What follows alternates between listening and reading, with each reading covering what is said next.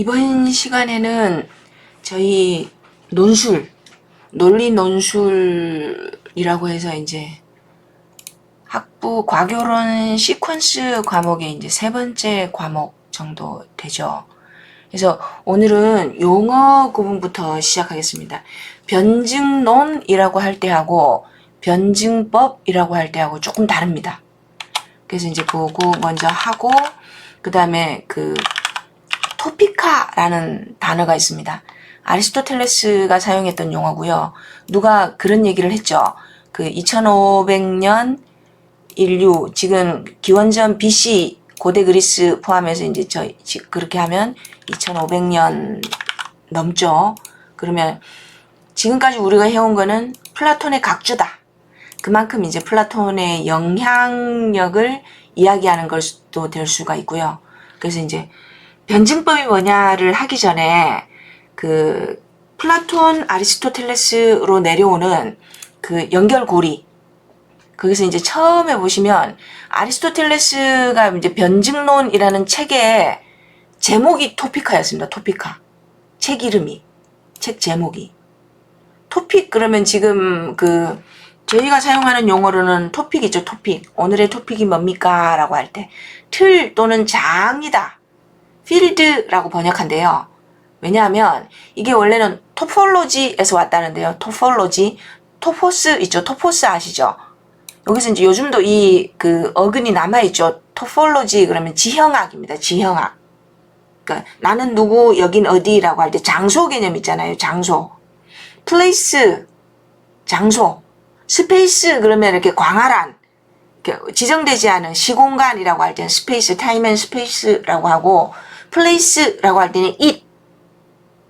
그러니까 구체적인 그게 장소를 얘기하는 걸로 의미 차이가 있거든요. 그래서 아리스토텔레스가 변증론이라는 책에서 토포스라는 말을 사용하는데 이것은 담론의 장소다. 담론은 디스코르스. 스님들 왜 얘기하실 때 제가 그 얘기 비유 하도 많이 해서 똑같은 사과인데 애플, 사과라고 할 때 과학 시간의 사과는 뭐를 떠오르세요? 과학 시간이라는 담론의 장소는 사과를 무엇으로 규정하게 하나요? define. 뉴턴의 사과죠. 그러면은 미술 시간에 해화사, 그림의 역사를 얘기하면서 우리가 또 사과를 얘기하면요. 거기 미술이라는 담론의 장소에서 사과는 세잔의 사과입니다. 워낙 유명하니까. 똑같은 세잔의 사과에 등장하는 그 정물에 등장하는 사과는 세잔이 수백 번을 그린 그 사과. 그래서 여기서 아리스토텔레스가 변증론이라는 책에서 토포스라는 말을 쓴 이유가 너 지금 어느 담론 커뮤니티에서 얘기를 하고 있는지 장소를 파악하는 게 중요하다. 나는 누구, 여긴 어디 그러시면 안 되고요. 그래서 사람들이 하는 말을 그것이 무엇에 대한 것인지 어떤 대상에 대한 것인지 같은 대상이라도 어떤 관점에서 논의하는 것인지 그런 걸 막 왔다 갔다 하는 게 아니고요.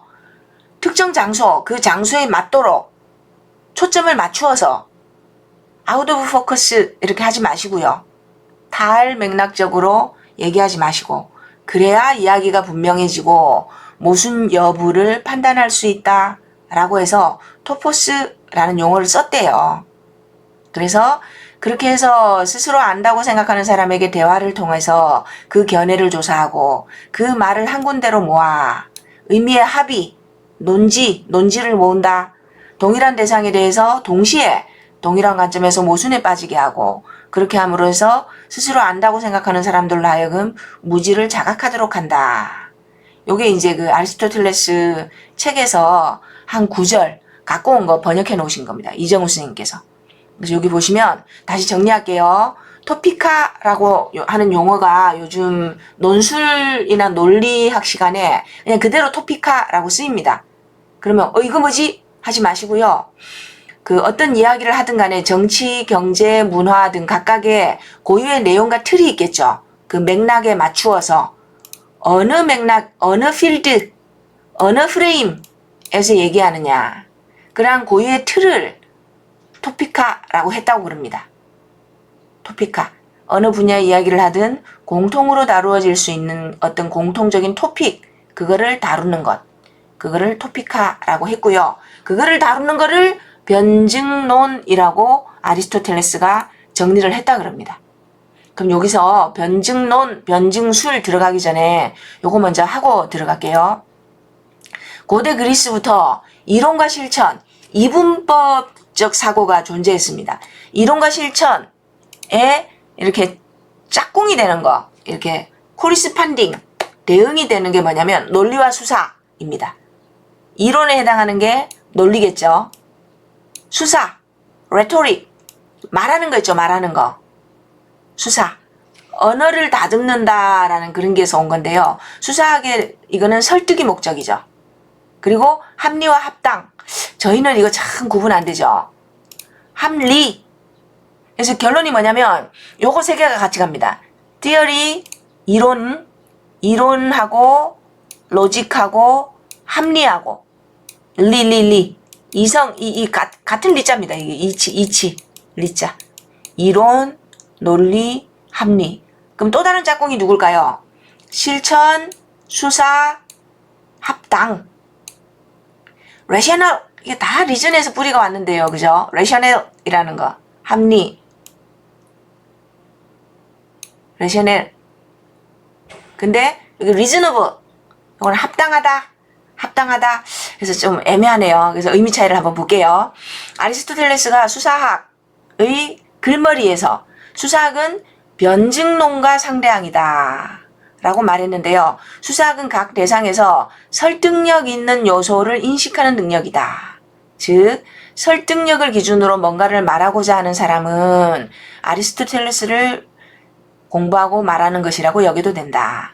아리스토텔레스의 변증론의 목적은 잘 알려져 있는 것처럼 제기되는 온갖 문제에 대해서 통념, 코먼센스의 입장에서 추론할 수 있고 또 우리 자신이 하나의 논의 형식을 유지하려는 경우에 모순되는 그 어떤 것도 말하지 않는 방법을 발견하는 거다. 그래서 상대방 말에서 모순을 찾아내서 그 사람이 깨치게 하는 거. 그거를 변증론이라고 봤대요. 아리스토텔레스가. 그래서 아리스토텔레스는 수사학을 변증법에 편입시킴으로써 수사학이 기술들 축에 속한다. 이게 뭐냐면요. 테크네입니다. 테크네. 아리스토텔레스가 알을 4가지인가로 분류했죠. 소피아, 그 다음에 에피스테메, 테크네, 이런 식으로 그 중에 하나. 그러니까 기술. 왜냐면 연습을 통해서 익힐 수 있는 거라고요. 왜 손재주 같은 거 있죠. 자꾸 반복하면 숙달 되잖아요. 그런 의미입니다. 테크네. 근데 그래서 여기서 이론으로 논리적으로 끌어내서 합리성을 따지는 대표적인 게 3단 논법이거든요. 그 당시에. 지금도 그렇죠. 3단 논법. 대전제 속에 이미 진리가 포함되어 있어서 그 대전제의 범위가 어딘지를 밝혀내는 거. 3단 논법. 이론, 논리, 합리적이다라고 하는데 여기 짝꿍이 실천, 수사, 합당이래요. 그래서 실천에는 이론 말고요. 교사의 티칭 교사 되기 수업에서도 Theory and Practice의 간극이 있잖아요. 실천의 과정 속에서 문제 해결은 합리적이다 라는 게 아니고 합당하다 라는 기준에 부합한대요. 따라서 방법론적으로는 논리보다는 수사학이 어울릴지 모른다라고 툴민이 재해석을 합니다. 어렵죠? 조금 제가 제 버전으로 무식하게 말씀드려 볼게요. 요거는 이론, 논리, 합리는 100% 참입니다. 100% 참, 합리적이다. 논리에 오류가 있으면 안 되죠. 근데 이거는요, 합당하다, reasonable 이라고 돼 있잖아요. rationality가 아니고, 이게 뭘까요? 합당하다, 타당하다, valid, have a good reason 이라고 그랬죠. valid, 타당하다. 요거는 확률적으로 참입니다. 확률적으로. 그러니까 그럴 가능성이 있다. 개연성이 있다. probably. 그럴 가능성이 있다. 그러니까 합리에서 합당으로 한 걸음 물러선 거죠. 왜냐면 살아가면서 이거 가능할까요? 100% 참이다. 참일 가능성이 높다. 그 사람 주장이 옳을 가능성이 높다. 이렇게 얘기하죠. 그래서 그거를 아리스토텔레스가 논리학과 수사학으로 구분을 했습니다. 좀 더 볼게요. 그러면 변증법이 뭔지를 먼저 알아보겠습니다. 변증법은 그리스 말로는 아리스토텔레스, 플라톤, 아리스토텔레스 이렇게 내려오니까 디알리티케, 다이얼렉틱이라고 지금 남아있죠. 다이얼렉틱, 변증법. 플라톤에서 디알렉티케, 디알렉티케는 이데아, 즉 진리의 영역에 도달하기 위한 방법이었습니다. 이데아의 세계로 나아가는 길이었다. 굉장히 중요한 거죠. 좋은 걸로 봤어요. 근데 요거를 아리스토텔레스는 조금 이렇게 디그레이디드, 강등된 걸로 씁니다. 왜냐하면 아까 여기 기억나시죠? 논리적이고 이론적이고 합리적인 것과는 조금 한 걸음 떨어진, 한 발자국 떨어진 걸로 봤습니다. 그래서 아리스토텔레스는 그럴듯하고 설득력이 있는데 그런 걸 디알리티케라고 불렀는데 플라톤에 비해서는 한 단계 낮은, 논리적이고 분석적이지는 않지만 좀 모자라지만 어쨌든 논증적으로 다른 사람들을 설득할 수 있는 그런 말을 디알레티케라고 불렀다 그럽니다. 아리스토텔레스가. 그래서 다른 목적을 위해 말을 가지고 말을 통해서 무언가를 이끌어내는 거. 그래서 변증론, 변증법 뭐라고 부르시든지 간에 세 가지로 이루어집니다. 처음에 출발하죠. 정립에서. 그 다음에 모순입니다. 반정립. 그럼 두 개 어떻게 종합을 해야 되겠죠. 절충이라고 부르시든지 종합이라고 부르시든지 간에. 그래서 모순 개념이 등장을 하면 정과 반 사이에서 무언가를 추출해내는 것. 그거를 변증법이라고 불렀다 그럽니다. 그래서 변증법의 삼각구도는 정립, 반정립, 종합, 정반합 또는 순수. 여기서 이제 서양 동일성 철학의 뿌리가 나옵니다. 순수한 나. 근데 타자. 누군가를 만났어요. 그럼 어떡할까요? 내가 바뀌거나 그 사람을 바꾸거나. 그래서 새로운 실제. 그래서 이 종합은 새로운 정립을 구성하며, 왜냐면 이 합이 또다시 정이 됩니다. 그래서 영원히 순환하죠. 그래서 다시 새로운 정립이 되고, 이 정립은 새로운 반정립을 낳고, 왜냐면 셀프 스탠딩, 홀로 살 수 없잖아요. 누군가를 만나거나 무언가를 부닥치거나 그런 사태가 발생하죠. 그러면 또다시 새로운 종합을 만들고, 그리고 처음에 있는 것과 마지막 있는 것 사이에서 중간에는 무언가 모순이 다가오게 되는 거죠. 문제 상황이라고 부르시든 모순이라고 부르시든 간에. 그래서 이게 그 변증론, 변증법 차이부터 먼저 알아볼게요. 플라톤은 변증법이라고 불렀고요. 아주 긍정적인 걸로 봤어요. 좋은 거. 이게 뭐냐면 모순과 대립, 부정. 그러니까 뭔가 부정적인 걸 만나죠. 부정의 부정은 긍정이죠. 부정의 부정을 통해서 점점 더 긍정적인 방향으로 나아가는 거. 그렇게 해서 진리에 도달하는 거. 아까 뭐라 그랬죠? 플라톤에게 디알렉틱은 이데아에 도달하는 방법이에요. 요것도 기억나시죠? 세시스, 엔티세시스, 신세시스, 정반합, 이렇게 순환하는 거. 그래서 플라톤은 계속 부딪히고 논박하면서 뭔가를 합의 상태, 수렴해서 얻어내는 아주 긍정적인 의미를 부여했어요. 그래서 이거를 변증법이라고 번역을 했거든요. 그래서 왜 긍정적일까요? 사람 사는 사이에서도 서로 다른 생각을 가진 사람들이 부딪히면서 논변과 논증을 통해서 의견의 합의에 도달하는 과정. 그것도 변증법이다. 이렇게 봤다는 거죠. 그래서 변증법적 태도는 아직은 모르지만 운동 변화하는 사태 자체를 쫓아가려는 지향하는 태도다. 나중에 문화변증법에서 이게 다시 한번 나옵니다. 그리고 어원학적으로 보면 다이얼렉틱은 다이어는 투예요. 투, 다이어드, 두엣 그게 남아있죠. 아직도 말의 흔적이. 렉틱, 로고스입니다. 로고스. 다이얼로그 할 때 그 렉틱, 언어, 말이란 뜻입니다. 이거. 렉시콘, 말, 언어 이렇게 남아있죠. 대화는 둘 사이의 의견 차이나 모순이 있을 때 계속되죠. 의견이 같아버리면 뭐 더 이상 논쟁이 안 되죠. 모순이 대화를 지속시키는 운동의 추진력이다. 이것이 변증적인 변증법의 근본 구조고 합의에 도달하면 마무리가 되는 거죠. 그래서 변증법은 서로 다른 대립된 의견을 가진 사람들이 공통으로 진리라고 여길 수 있는 합의된 의미에 도달하기 위해서 논쟁하고 토론하는 것이다. 서로 대립되는 것들이 변화, 운동, 생성을 통해서 하나, 동일성, 새로운 합의, 새로운 동일성에 도달하는 것을 변증법이라고 불렀습니다. 근데 아리스토텔레스는 요거를 변증론이라고 해서 아까 뭐라 그랬죠? 강등시킵니다. 스테이터스를. 왜요? 변증, 그래서 이제 그 논리학 책이나 아니면은 철학책 읽다가 변증론, 변증법, 물론 고대 그리스 관련된 책에서요. 변증론이라고 할 때는 좀 이렇게 그 부정적인 의미가 들어있다. 왜요? 이론적이고 논리적이고 합리적인 수사학, 분석 논리에 비해서 변증론은 조금 좀 안 좋은 의미로 아리스토텔레스가 사용을 했대요. 그래서 부정적인 뉘앙스를 가진다. 그래서 아리스토텔레스에게 마치 확고한 아르케, 이데아, 엑기스 있죠. 거기서 쫙 나가는 게 진짜 과학이고, 독사 있죠, 독사. 억견, 고집, 나만의 고집,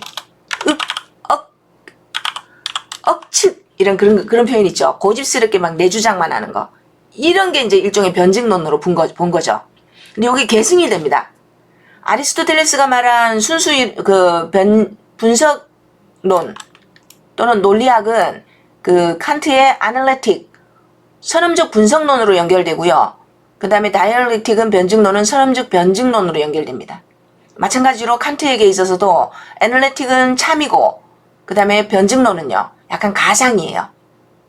그래서 구도가 비슷하다 이렇게 해서 다시 한번 등장하고요. 그래서 이게 왜 한번 요즘 논리학에서 중요하게 다루어지냐면 그 서구 근대입니다. 모더니즘에서는 이론, 논리, 합리 아까 기억나시죠? 항상 참인 거. 이건 진리에 대한 형식적인 증명입니다. 형식 논리라고도 기억하시죠? 그 형식 명제, 분석 명제 요렇게. 그래서 무엇에 관해서 이론적인 논의는 철저히 논리적으로 성립 가능하다. 모든 것을 필연적 논리적으로 보았을 때 분석적 논의에 해당하며 논리학의 형식적 증명, 예를 들면 3단 논법입니다. 확실성과 필연성을 가진 100% 참인 진리를 정립하는 데 활용된다. 데카르트에 이르러서 이러한 엄밀성은 자연과학뿐만 아니라 인문학적 논의에도 적용되도록 강요되죠. 왜냐하면 자연과학이 득세를 하면서. 인간의 이성은 합리성을 확보한 체계를 구축해낸다. 가장 대표적인 게 뉴턴의 만유인력의 법칙, 고전역학에서 정점에 이릅니다. 근데 요즘은 포스트 모던이잖아요. 후기 근대. 그냥 번역하지 마시고 그냥 포스트 모더니즘 그렇게 씁니다. 그래서 이거 짝꿍이에요. 이론, 논리, 합리에 대한 짝꿍이 실천, 수사, 합당. 그래서 비과학적이고 비합리적인 거냐. 이게 아까 뭐였죠, 영어로? reasonable. 수사학은 왠지 그 언변만 번드르르 한 것처럼 보여지죠. 그래서 어떻게 보면 언어를 닦는다, 말을 닦는다, 언어를 꾸며주는 기술이다. 합당하다, 사리에 맞다, 상황에 적합하다, reasonable. 요렇게. 조금 다릅니다. 합리적이다 그러면 rationality 요렇게 되고요. 그래서 실천은 논리적이기 어렵죠. 종합명제. 항상 논리적이다. 그러기 어렵습니다. 합리적이지 않지만 합당하다. 그만하면 됐다. 확률적으로 설득이라는 구체적인 실천을 지향하고요. 그래서 아리스토텔레스는 수사학에서 설득을 위한 이론적 논의에 논리학을 도입해서 논리적 수사학을 확립했고요. 그래서 수사학은 변증론과 짝을 이룬다로 시작을 합니다. 자기 책에서.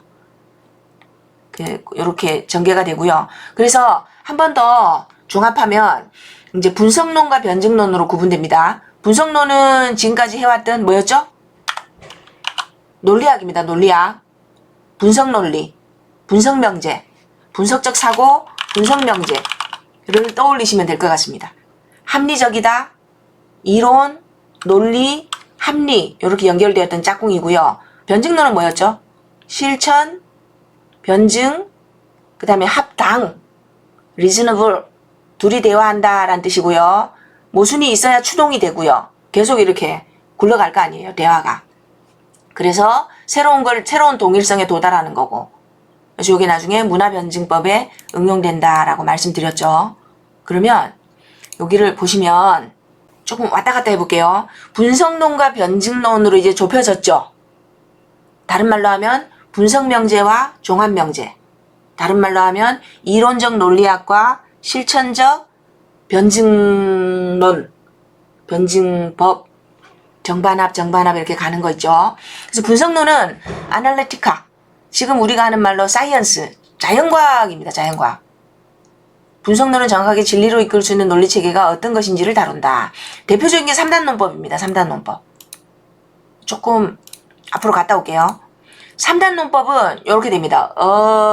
근이 3단논법에는 그 대전제, 반드시 참인 전제에서 출발하죠. 근데 문제가 뭘까요? always true라는 대전제를 찾기가 녹록지 않습니다. 우리가 그냥 맨날 얘기하는 거 있죠. 뭐 삼각형의 내각의 합은 180도다. 뭐 수학의 공리 그런 게 많죠. 근데 항상 참인 진술문 찾기가 쉽지 않죠. 그리고 실제로 3단논법은 영어로는 실로지즘이라고 부르고요. C는 together, synthesis 하잖아요. 합성물 할 때도.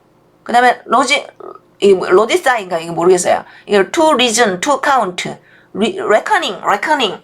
합리적으로 막 따지는 거 있죠. 논리적으로 따지는 거. 논리를 따지는 거. 3단논법이라고 얘기합니다. 두 개의 전제. 왜 두 개예요?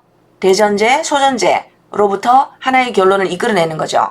이거를 AAA 형식이라고 부릅니다. 그래서 바바라 3단논법이라고 부릅니다. 바바라 3단논법. 왜냐면 같은 거에서 끄집어낸다 그래가지고.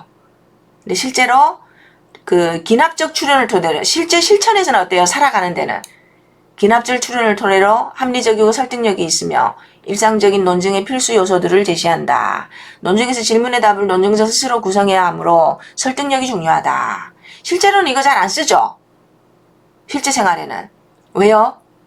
반드시 참인 대전제를 찾기가 쉽지 않아요. 그래서 요 논의가 그대로 분석론과 변증론으로 연결됩니다.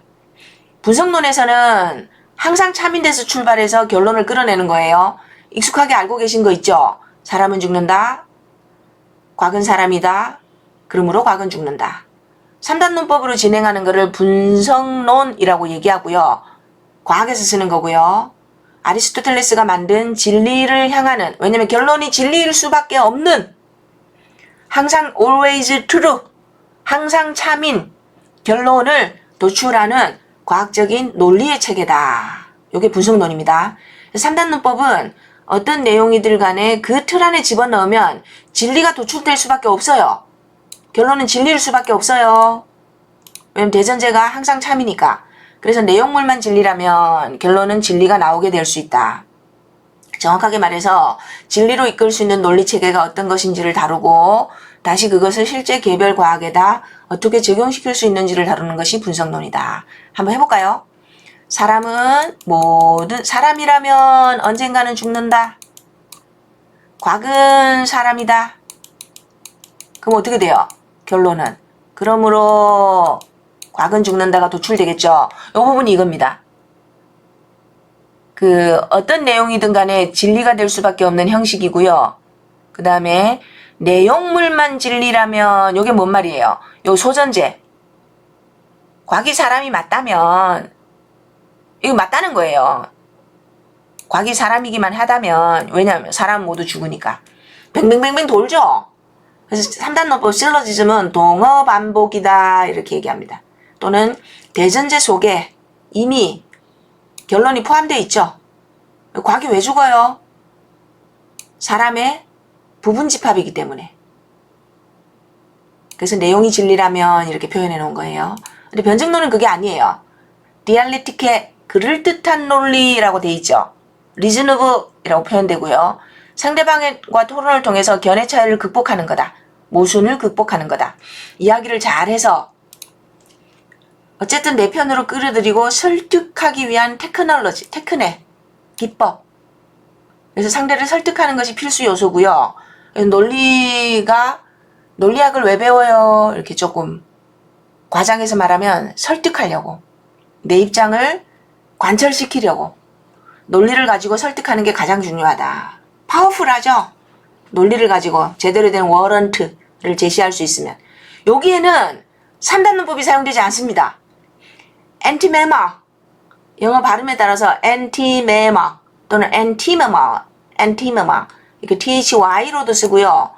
고대 그리스 말 그대로 anti-memo라고도 하고, 요거는 뭐냐면요, a syllogism in which one premise is omitted. 하나의 전제가 생략됐대요. 어느 거예요? 그러니까 3단 논법이 대전제, 소전제, 결론인데 소전제를 생략한 겁니다. 대전제, 소전제 두 개의 전제 중에 a premise, minor premise를 생략한 거를 anti-memo, 생략 3단 논법이라고 부릅니다. 생략 3단 논법. 요게 변증론에 이용이 돼요. 이게 뭘까 있을까요? 나는 생각한다, 고론하는 존재. 이게 뭔 말이에요? 생각하는 것은 존재한다. 나는 사람이다. 생각하는 것은 사람이다. 나는 생각한다, 고론하는 존재한다. 뭐가 생략되어 있다고요? 나는 생각한다. 생각하는 것은 존재하는 것이다. 생각을 해야 존재라고요. 생각을 해야 존재라고. 생각을 해야 인간이라고요. human being. 왜 이렇게 땀 흘리냐? 아프구나. 왜요? 아프면 땀이 난다가 생략돼 있죠. 근데 어때요? 아까 여기 그 생략 여기 3단 논법 할 때 뭐라 그랬어요? 내용물이 진리라면 그랬잖아요. 땀이 난다. 결론은요? 아프구나. 여기 뭐가 생략돼 있어요? 아플 때는 땀이 난다. 아프다는 것, 땀이라는 것은 아프다는 것의 인디케이터다. 그래서 아프구나. 근데 아니죠. 운동해도 땀나죠. 이 생략된 건데 요게 틀렸으면 어떻게 돼버릴까요? 이게 실제 상황이라고요. 실제로. 그래서 그랬죠. 생략 3단 논법, 3단 논법의 제일 문제점이 뭐라고요? 좀 전에 반드시 차민 전제를 찾기가 쉽지 않다라고 말씀드렸죠.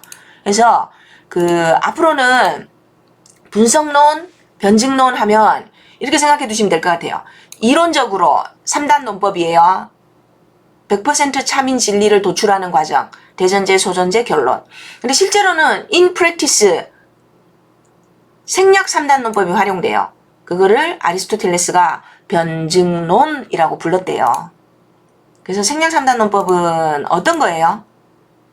한번 보세요. 진리, 분석론에서는요. 분석론에서는 이미 갖고 있는 진리에 해당하는 전제를 가지고 미지의 결론을 뽑아낸다. 이게 뭐였죠? 대전제, 사람은 죽는다. 미지의 결론, 과학이 죽을까? 죽겠죠. 왜요? 사람이라면. 그게 분석론이에요. 사이언스가 지금은 내추럴 사이언스에서 사이언스 이제 과학이지만 이게 원래는 알미란 거거든요. 코너상스. 지식, 노잉이에요. 엄밀한 추론 과정을 거쳐야 하는 거고, 출발점이 진리라야 돼요. 요 대전제가 진리라야 돼요. 그래서 과학은 상대방을 설득하는 게 목적이 아니죠. 원래 진리에서 출발해요. 근데 어떤 내용물을 찾았어요. 데이터를. 이게 대전제에 속할까? 를 따지는 거예요. 결론은 미지죠. 여러 단계를 거쳐서 모르고 있던 새로운 사실을 알게 돼요. 모르고 있던 새로운 사실이 뭐예요? 이 소전제가 대전제에 포함되는구나 라는 걸 확인하는 거예요. 이것이 과학의 결론이다. 과학에서는 진리가 전제에 있었다면 이번에는 진리가 결론에 있다. 어느 방향으로 추론을 유도하느냐에 따라서 분석론과 변증론이 달라진다.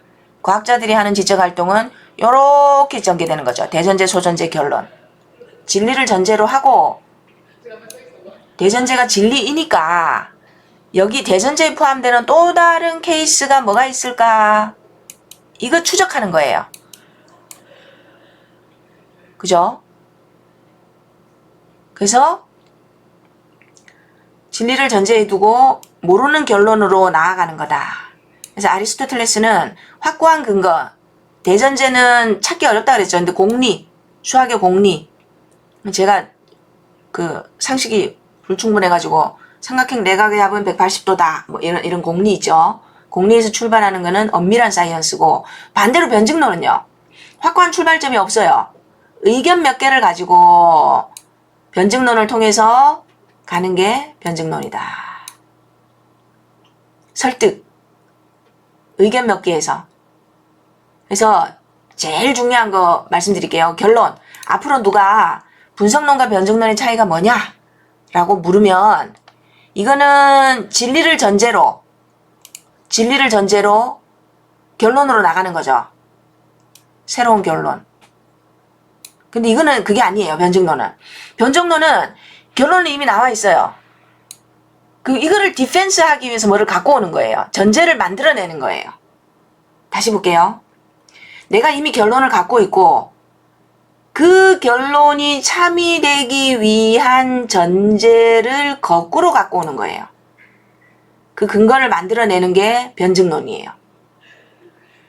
진리로 이미 내 생각에 내가 진리로 이미 결정을 해놓고 그게 진리이도록 하는 전제를 갖다 붙이는 거죠. 그러니까 여기는 뭐예요? 대전제, 소전제, 결론이니까 여기에 이거 뭐지? 요거를 추적하는 거예요. 근데 얘는 거꾸로예요. 일단 뭐 둘 중에 하나가 생략이 되죠. 이미 이걸 나는 여기서 출발해서 이걸 참이되게 하는 전제 찾기가 변증론이에요. 가장 대표적인 게 어디서 쓰여요? 법정에 쓰이죠. 법정에. 자, 피고가 있다. 그러면은 변호사는 어디서 출발해요? 이 사람이 무죄다 라는 결론을 내려놓고 무죄라는 증거를 모으잖아요. 검사는요. 이 사람은 유죄야 라는 결론을 내려놓고 유죄로 만들기 위한 전제들을 찾아 나가잖아요. 그게 달라요. 결론은 이미 나와 있어요. 역으로 전제를 만들어내는 것이다. 그래야 설득이 되겠죠. 상대방을 설득한다는 것은 논쟁에서 이겨야 하는 것이고 결론은 이미 나와 있고 과학자들은요. 이 결론이 뭐가 될지 몰라요. 왜냐면 여기 딱 맞는 내용물을 찾아야 돼요. 여기 해당되는 내용물을. 소전제를. 근데 수사학은요. 그게 아니에요. 상대방을 설득해야 돼. 결론을 진리로 놓고 시작한다. 법정에서 언어 활동은 결론을 진리로 전제를 하고 이것이 그 결론을 의미 있게 만들어줄 전제를 만들어 나가는 게 수사학이고 변증론이다 라고 아리스토텔레스가 얘기를 했습니다. 분석론은 P에서 Q로 대전제에서 결론으로 가는 거고 거꾸로 변증론은요 Q에서 P로 결론을 참으로 전제로 하고 결론은 참여해야 한다. 그리고 논거를 갖고 오는 겁니다. 그래서 아까 뭐라고 말씀드렸죠? 분석론에서는 그 3단논법 저희가 익숙하게 3단논법을 주로 활용하고요. 그 다음에 그 변증론에서는요. 생략 3단논법을 활용한다 그러죠. anti-memo 이름에서 알 수 있듯이 전제들 중 일부를 생략했어요. 소전제. 실제 언어 생활에서 실천에서 아까 그 짝꿍 기억나시죠? 이론, 논리, 합리였다면 실천 또 뭐였죠? 논리가 아니고 변증 그 다음에 reasonable 합당하다 확률적으로 옳다 요렇게 달라져요. 그래서 이거를 그 어느 습관에 부합할 수 있는 게 생략 3단 논법이고 왜냐하면 이게 처음에 이렇게 엔티메모가 나온 게 실제로 모든 사람들이 3단 논법으로 이렇게 얘기를 안 한대요. 대전제가 어떻고 소전제가 어떻고 결론이 어떻고 뭐뭐 하다 그러니까 그렇지 이렇게 건너뛴다는 거죠. 이거는 실천적 3단 논법이라고도 부릅니다. 주목할 점은 전제의 생략을 논증을 약화하는 게 아니고 오히려 강화하기도 한다. 언제 생략할까요? 대개는 근거와 결론에는 두 개의 요소만 있죠. 다 할 때, 확실할 때 이런 거. 그때 생략한다는 거죠. 그래서 생략된 3단 논법 많죠? 왜냐면 굳이 분석 안 하셔도 됩니다. 요거는 이용규 선생님 설득의 논리학 책에 나오는 거죠. 화장품 선전하잖아요. 뭐가 생략돼 있어요? 그거 바르면 너도 예뻐질 거라는 거거든요. 그거 바르면. 여기 근데 생략된 논거가 문제가 많아요. 왜냐면 그 선전하는 연예인들은 원래 예뻤거든요. 바르기 전에도. 뭐 하여튼 그런 거. 요런 생략된 논법. 요거. 근데 실제로는 이렇게 많이 사용해요. 다 알지? 이러고 생략하는 거예요. 다 아는 거. 그렇기 때문에 생략한다. 이렇게 하는데 생략해서는 안 되는데 생략할 경우에 문제가 돼요. 그런 게 문제가 될 수 있습니다. 그래서 이런 식으로 논리학과 수사학 또 뭐였죠? 논리학과 변증론 논리와 변증 또요. 분석론과 변증론이라고. 근데 여기 나중에 변증법으로 발달이 돼요. 해겔의 변증법은 조금 다릅니다. 그러니까는 아리스토텔레스가 사용했던 약간 부정적이고 통속적이고 실천적인 그런 언어 활동 말고 거기다 이제 조금 더 이렇게 세련되게 발전이 된 게 해겔의 변증법이고요. 그거는 다음 시간에 하고. 그래서 그것 말고도 우리가 누군가를 설득한다. 변증론이라고 할 때 뭐가 있을까요? 세 가지 요소가 있다고 아리스토텔레스가 얘기했습니다. 하나는 에토스, 에식스라고 남아있죠. 그 다음에 파토스, 감정입니다. 감정, 페이소스, 감정적이다. 이렇게 격앙되어 있다. 이렇게 얘기할 때. 그 다음에 로고스, 이건 말의 논리적 전개예요. 근데 실제로 웅변, 수사학 할 때 더 뭐가 더 효과적이에요? 에토스, 파토스도 있지만 결국은 언어를 통해서 하는 거죠. 그래도 에토스가 있는 언어, 파토스가 있는 언어 모두 언어를 매개로 하는데 감정을 듬뿍 실었을 때 아니면 모두가 공유하는 윤리적인 가치에 호소했을 때 그럴 때 더 효과적이다 라는 거죠. 예, 모두 언어죠. 여기 있죠. 가치, 윤리적 측면에 호소하는 언어, 감정에 호소하는 언어이다. 그리고 예를 드는 건 귀납법이에요. 뭐도 그렇고 뭐도 그렇고 뭐도 그렇죠. 이렇게 얘기하는 거 있죠. 예. 그래서 결국은 수사학은 설득을 목적으로 한다. 논리학을 배우는 것도 설득하기 위한 것이다. 논증을 한다는 것은 문제를 제기하고 반론을 제기하고 상대방 의견을 들어보고 보세요. 내가 이렇게 주장을 했는데 아니야! 라고 누가 얘기했죠. 그럼 합의 상태로 가는 거. 아까 뭐라 그랬죠? 마지막 요것만 한 줄 다시 한번 기억하시고 끝내면 될 것 같습니다. 아리스토텔레스가 말한 변증론이란 뭐라 그랬죠? 정과 반 사이의 모순 속에서 무언가를 추출해내는 거. 새로운 합의 상태. 여기 있죠? 뭔가 새로운 거 만들어내는 거예요. 이것도 아니고 이것도 아닌 제3의 어떤 것. 요 위치에 따라서 해결 반증법이 갈라집니다. 그래서 그거는 다음 시간에 가겠습니다. 감사합니다.